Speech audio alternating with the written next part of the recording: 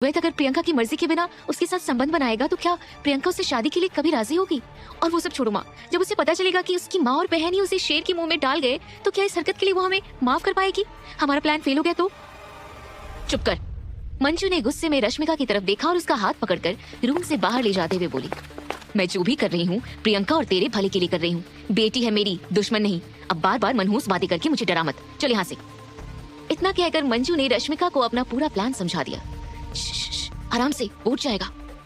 मंजू और रश्मिका ने रूम से बाहर जाते हुए वापस एक बार कमरे में नजर घुमाई तो बेड पर नशे की हालत में सोते हुए हैंडसम से लड़के अद्वैत को देखा, जिसे इस बात की जरा सी भी भनक नहीं थी कि उसके कमरे में कोई आकर चला भी गया है। कौन है ये लड़का? मंजू का अपनी बेटी के लिए क्या प्लान है कि वो उसे ऐसे एक अनजान लड़के के कमरे में छोड़कर चली गई? मंजू और रश्मिका के जाने के लगभग 1 घंटे बाद बेड पर सोया हुआ अद्वैत अंगड़ाई लेते हुए उठा और लड़खड़ाते कदमों से फ्रिज की तरफ बढ़ गया। जैसे ही अद्वैत ने पानी पीने के लिए बोतल को मुंह से लगाया तो उसकी नजर कुर्सी पर बंधी हुई प्रियंका की तरफ गई। वो कमरे में एक लड़की को देखकर चौंक गया और हड़बड़ाहट में अपने ऊपर बोतल का पानी गिरा लिया। अद्वैत जल्दी से रिसेप्शन पर कॉल करने के लिए आगे बढ़ा, लेकिन फिर वहीं रुककर उसने कमरे की धीमी सी रोशनी में दूर से ही प्रियंका को देखा और धीरे से बड़बड़ाया, लड़की मेरे कमरे में क्या कर रही है? अद्वैत भले ही सोकर उठा था लेकिन वो अभी भी नशे में था। कमरे के डिम लाइट्स में भी प्रियंका की खूबसूरती किसी को भी अपनी तरफ आकर्षित कर सकती थी। प्रियंका ने एक लाल रंग का स्लीवलेस सूट पहना हुआ था। दुपट्टे के बिना उसका बदन उसके लंबे गहरे बालों से ढका हुआ था। उसकी सांसें धीमे धीमे चल रही थी। अद्वैत ने फोन नीचे रखा और प्रियंका की तरफ बढ़ गया। उसकी आंखों ने जैसे प्रियंका के शरीर को देखने की ठान ली थी। बिना सोचे समझे अद्वैत ने जैसे ही अपने हाथ प्रियंका के बालों पर फेरे तो प्रियंका ने कोई प्रतिक्रिया नहीं दी। फिर अगले ही पल उसने प्रियंका के चेहरे और बदन से बाल हटा दिए और अद्वैत के मुंह से अपने आप निकला, कितनी खूबसूरत है ये। प्रियंका की बड़ी बड़ी आंखें, गालों पर लालिमा, सुराहीदार गर्दन और उसका बिना दुपट्टे का बदन देखकर अद्वैत बेचैन सा हो गया। उसने प्रियंका के मुंह से टेप हटाई और उसके होंठों को देखकर उन्हें चूमने का सोचने लगा। अद्वैत अपने दोनों हाथ प्रियंका के कंधों पर रखकर धीरे से प्रियंका के होंठों को चूमने के लिए जैसे ही आगे की ओर झुका, तभी नशे की भपकी और कंधों पर पड़े प्रेशर से प्रियंका की आंखें हल्की हल्की सी खुल गई। उसने हल्की सी आवाज में अद्वैत को देखकर कहा, तुम? प्रियंका की अचानक से आई आवाज सुनकर अद्वैत 2 कदम पीछे हट जाता है और चेहरे पर एक कुटिल मुस्कान लाकर बोलता है, तुम मुझे ऑलरेडी जानते हो? दैट्स ग्रेट, फिर तो और मजा आएगा। Come on, let's have fun. Advait को अपने सामने देखकर प्रियंका को कुछ समझ ही नहीं आता कि वो क्या करे, लेकिन नशे में धुत अद्वैत खूबसूरत प्रियंका को देखकर मान बैठा था कि अब प्रियंका सिर्फ उसकी है। प्रियंका को भी हल्का हल्का सा नशा था क्योंकि उसकी माँ मंजू ने उसे नशे की दवा मिलाकर खिला दी थी। उसने हल्के से जैसे ही कुर्सी से उठने की कोशिश की तो पाया कि उसके हाथ बंधे हुए थे। उसने मासूमियत के साथ अद्वैत से कहा, प्लीज मुझे जाने दो, जैसा तुम सोच रहे हो वैसा कुछ नहीं है, प्लीज प्लीज प्लीज। अद्वैत ने प्रियंका को ऊपर से नीचे तक घूरा और बोला, तुम मुझे नहीं जानती? अगर जानती होती तो तुम्हें पता होता कि मैं तुम्हारी जैसी इतनी सुंदर लड़की को ऐसे ही नहीं छोड़ता। I am sorry darling, but you are mine now. इतना कहते ही अद्वैत कुर्सी की तरफ झुका और उसे चूमने के लिए अपने होंठ उसके होंठों के पास ले गया, लेकिन प्रियंका ने फिर से अपना चेहरा एक तरफ कर लिया।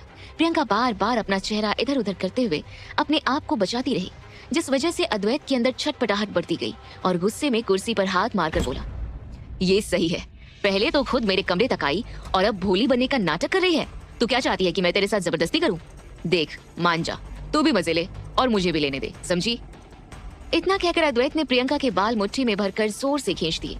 इस पल में प्रियंका समझ गई थी कि वो इस तरह से ज्यादा देर तक अद्वैत से बच नहीं पाएगी।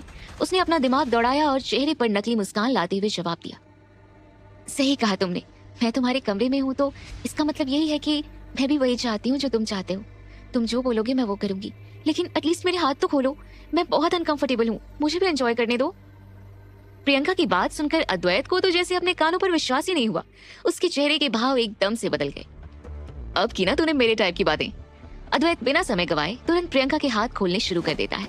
हाथों की रस्सी ढीली होते ही प्रियंका अद्वैत के बेहद करीब चली गई। थोड़ा करीब आओ। प्रियंका की गर्म सांसें महसूस करने के लिए अद्वैत उसके करीब चला गया। उसका ध्यान प्रियंका के हाथों की रस्सी से हट गया। मौके का फायदा उठाते हुए प्रियंका ने जोर से अद्वैत के कंधे पर काटा और उसे धक्का मारकर वो जैसे तैसे उठकर कमरे के दूसरे कोने में चली गई, जहां उसके पीछे सिर्फ खिड़की थी। अचानक से हुए हमले से अद्वैत गुस्से में आ जाता है और प्रियंका को देखकर बोलता है, पागल है क्या? इस कमरे में मुझसे बचकर कहाँ जाएगी? प्रियंका के कानों में जैसे अद्वैत के वो शब्द जा ही नहीं रहे थे। वो लगातार वहां से निकलने का रास्ता ढूंढ रही थी, दूसरी तरफ लगातार बोलते हुए अद्वैत आगे बढ़ रहा था। अचानक प्रियंका ने अपने पीछे कांच की बंद खिड़की देखी। वो उसे खोलने की कोशिश करने लगी लेकिन खिड़की फिक्स्ड थी। अद्वैत बोला, होटल की खिड़कियां ऐसे नहीं खुलती।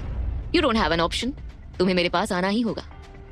अद्वैत को अपने बिल्कुल पास आता हुआ देखकर प्रियंका ने ना आओ देखा न ताओ और पास पड़ी चेयर से उसने खिड़की तोड़ दी और बिना कुछ सोचे वो 5th फ्लोर से नीचे कूद गई।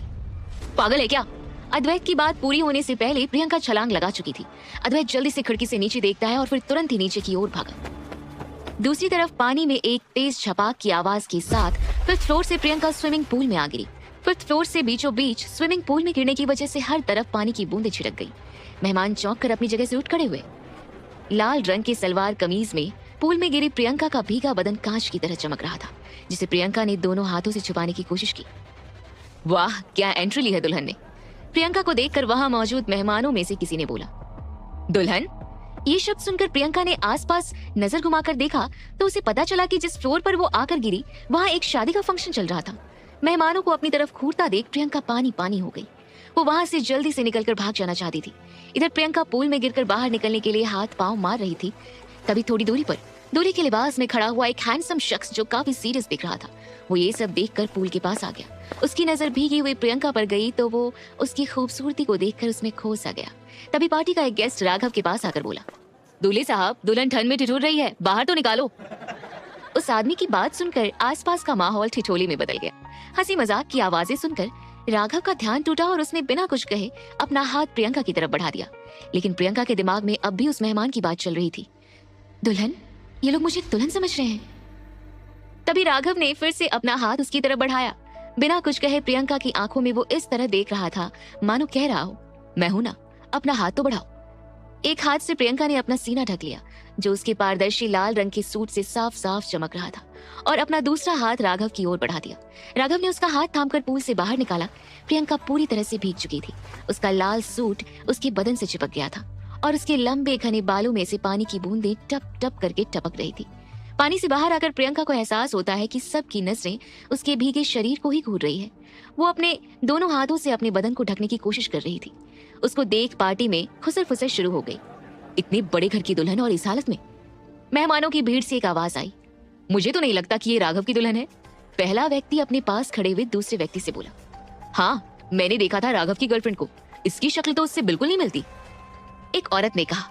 ये कहते कहते उसने प्रियंका को घूर कर देखा और फिर अपने मुंह पर हाथ रखकर बोली, हाय राम, देखो तो सही, दूल्हे से कैसे चिपक कर खड़ी है। ये सारी बातें प्रियंका और राघव के कानों में भी जा रही थी। वो सब सुनकर प्रियंका की हिम्मत ही नहीं थी कि अपनी नजरें उठाकर ऊपर देख सके। प्रियंका की हिचकिचाहट राघव से भी नहीं छुपी थी। उसका ध्यान लोगों की बातों पर था, लेकिन नजरें प्रियंका के मासूम चेहरे पर। फिर राघव ने कुछ ऐसा किया कि शादी में आई हुई बुआएं और आंटियों ने अपने मुंह पर हाथ रख लिए। राघव ने प्रियंका को एक हाथ से पकड़ा और अपनी तरफ खींचा। अगले ही पल प्रियंका राघव के सीने से चिपकी हुई थी। राघव की बदन की गर्माहट से प्रियंका को थोड़ा सुकून मिला। राघव की लिपटी हुई बाहों में वो महफूज थी। राघव ने दूसरे हाथ से पास में रखा अपना ब्लेजर उठाया और उससे प्रियंका के गीले बदन को ढक लिया। तब प्रियंका ने पहली बार नजर उठा करके राघव को देखा। राघव एक लंबा चौड़ा हल्की सी दाढ़ी के साथ बहुत ही हैंडसम लड़का था। राघव प्रियंका से कुछ कहता कि उससे पहले ही उसे अपने लाउंज के एंट्रेंस गेट पर शोर शराबा सुनाई दिया। जब प्रियंका का ध्यान दरवाजे की तरफ गया तो उसके होश उड़ गए। गेट पर बॉडीगार्ड को धक्का देकर अद्वैत पार्टी में घुसता चला जा रहा था।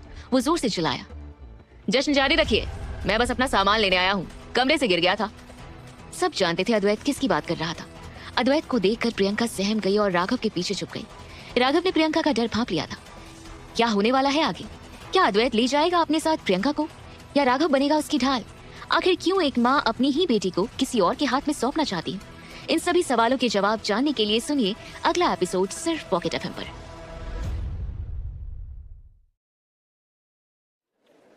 अद्वैत प्रियंका को अपने साथ जबरदस्ती ले जाने आ पहुंचा था। तब तक वहां पर मंजू और रश्मिका भी आ गए। तभी रश्मिका कुछ बोलती इससे पहले ही मंजू ने उसे चुप करा दिया। फिर मंजू और रश्मिका चुपचाप प्राइवेट प्लेस में चल रहे ड्रामा को देखने लगे। वहां अद्वैत राघव की आंखों में देखता हुआ प्रियंका की कलाई को पकड़कर बोला, गर्लफ्रेंड है मेरी, गलती से आ गई, सॉरी फॉर द ट्रबल। इतना कहकर अद्वैत प्रियंका को खींचकर बाहर ले जाने लगा, इस उम्मीद से कि शायद राघव प्रियंका को बचा लेगा। प्रियंका ने राघव की आंखों में देखा, प्लीज मुझे बचाओ, मैं इसकी गर्लफ्रेंड नहीं हूँ। लेकिन राघव की गहरी नजरों में कोई बदलाव नहीं आया। वो अब भी अपनी जगह खड़ा था। प्रियंका ने एक हाथ से अब भी राघव की बाह को पकड़ कर रखा था, जब राघव जरा भी मदद के लिए आगे नहीं आया तो प्रियंका ने अद्वैत से खुद अपना हाथ छुड़ाने की कोशिश की। छोड़ो मेरा हाथ, छोड़ो, मैं तुम्हारी गर्लफ्रेंड नहीं हूँ।